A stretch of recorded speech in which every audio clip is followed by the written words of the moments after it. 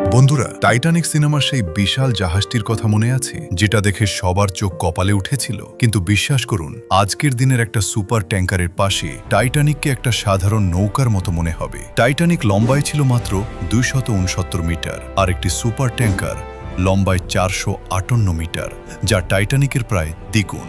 হ্যাঁ বন্ধুরা, আমি কথা বলছি সাগরের বুকে ভেসে থাকা এক দানবীয় ইঞ্জিনিয়ারিং বিস্ময় নিয়ে, যার নাম সুপার ট্যাঙ্কার।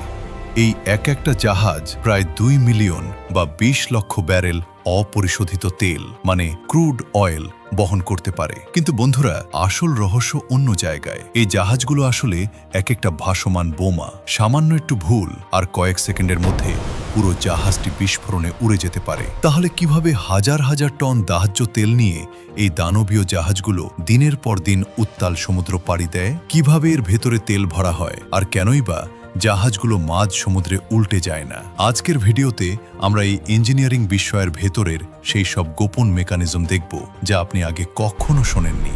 চলুন শুরু করা যাক।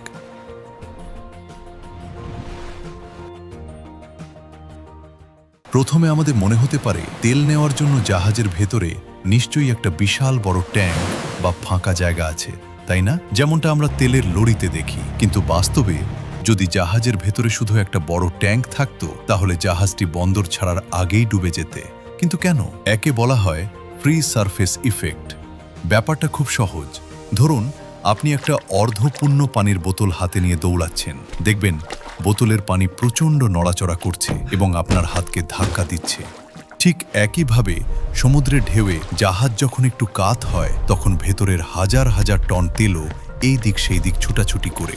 আর তখন এই তেলের ধাক্কা এতটাই শক্তিশালী হয় যে জাহাজটি আর সোজা হতে পারে না, সোজা উল্টে যায় বা ক্যাপসাইজ করে।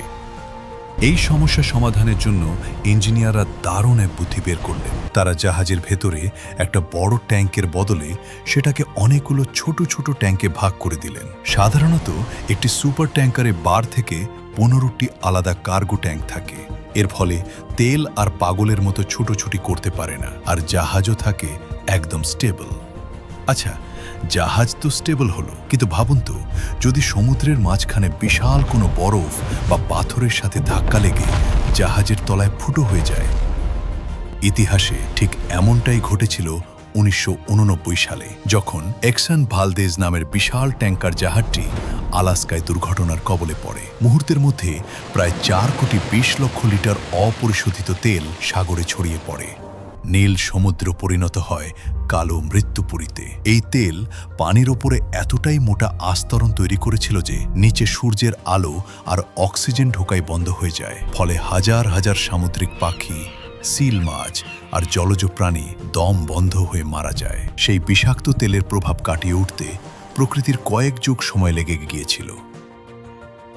এই ভয়ঙ্কর বিপর্যয়ের পরই বিশ্বজুড়ে প্রশ্ন ওঠে, কিভাবে এই ভাসমান বিষ-থৈষ্টিক জীবিকা থেকে সাগরকে বাঁচানো যায়? আজকের জাহাজগুলো কি এই লিক বা ধ্বংস ঠেকাতে পারে? উত্তর হলো হ্যাঁ। আর এর জন্যই ইঞ্জিনিয়াররা জাহাজের ডিজাইনে আনলেন এক বৈপ্লবিক পরিবর্তন। এই পরিবেশগত বিপর্যয় থেকে বাঁচতে এখনকার দিনে 120 মিটারের বেশি লম্বা সব অয়েল ট্যাঙ্কারে ডাবল হাল থাকা বাধ্যতামূলক করা হয়েছে। সহজ কথায় এটা হলো জাহাজের ভেতরে আরেকটা জাহাজ। মানে জাহাজের বাইরের দেওয়াল এবং তেলের ট্যাঙ্কের মাঝখানে 2 থেকে 3 মিটারের একটা ফাঁকা জায়গা থাকে। যদি কোনো কারণে জাহাজের বাইরের দেওয়ালে আঘাত লাগে বা ফুটো হয়ে যায়, তবে বাইরের পানি শুধু ওই ফাঁকা জায়গাতেই ঢুকবে। ভেতরের তেলের ট্যাঙ্কটি একদম নিরাপদ থাকবে।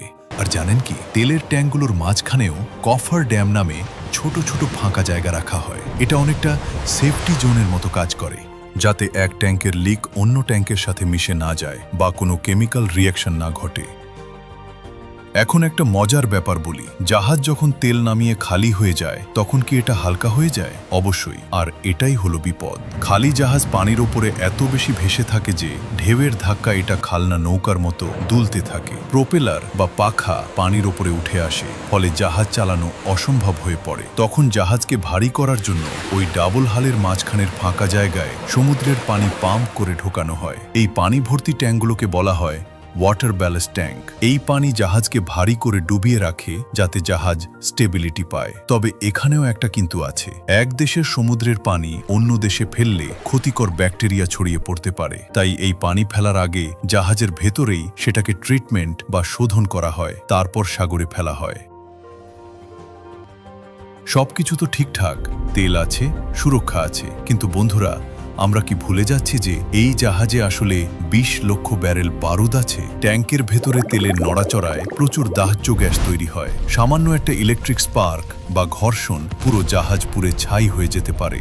তাহলে এই ভাসমান বোমাকে কিভাবে নিষ্ক্রিয় রাখা হয়? আগুন জ্বলার জন্য 3টি জিনিস লাগে: জ্বালানি, তাপ এবং অক্সিজেন। আমরা তো তেল সরাতে পারবো না, আবার তাপ বা স্পার্কও সম্পূর্ণ বন্ধ করা কঠিন। তাই ইঞ্জিনিয়াররা টার্গেট করলেন অক্সিজেনকে। জাহাজের বিশাল ইঞ্জিন থেকে যে ধোঁয়া বা এক্সজস্ট গ্যাস বের হয় সেটাকেই কাজে লাগানো হয়। এই ধোঁয়াকে প্রথমে পরিষ্কার ও ঠান্ডা করা হয় যাতে এর মধ্যে অক্সিজেনের পরিমাণ খুব কমে যায়, মাত্র 2 থেকে 4%। এই অক্সিজেনবিহীন গ্যাসকে বলা হয় ইনার্ট গ্যাস। এরপরেই গ্যাসকে পাম্প করে তেলের ট্যাঙ্কের খালি অংশে ঢুকিয়ে দেওয়া হয়। ফলে তেলের উপর অক্সিজেনের বদলে এই নিষ্ক্রিয় গ্যাসের একটা চাদর তৈরি হয়। এখন ভেতরে যতই স্পার্ক হোক না কেন, অক্সিজেন না থাকায় আগুন আর জ্বলতেই পারবে না। ইঞ্জিনিয়ারিংয়ের কি দারুণ বুদ্ধি, তাই না? জাহাজ বন্দরে আসার পর শুরু হয় আরেক মহাযজ্ঞ: তেল লোড বা আনলোড করা।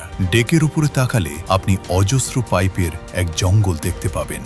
একে বলা হয় ম্যানিফোল্ড। তেল লোড করার সময় খুব সাবধানে ওজন ব্যালেন্স করতে হয়। যদি এক পাশের ট্যাঙ্কে বেশি তেল ভরা হয় তবে জাহাজ কাত হয়ে উল্টে যেতে পারে। তাই কম্পিউটারাইজ সিস্টেমের মাধ্যমে ধাপে ধাপে সব ট্যাঙ্কে সমানভাবে তেল ভরা হয়। আর শীতের দেশে তেল জমে ঘন হয়ে যেতে পারে, তাই ট্যাঙ্কের ভেতরে হিটিং কোয়েল থাকে যা তেলকে গরম রাখে যাতে পাম্প করতে সুবিধা হয়।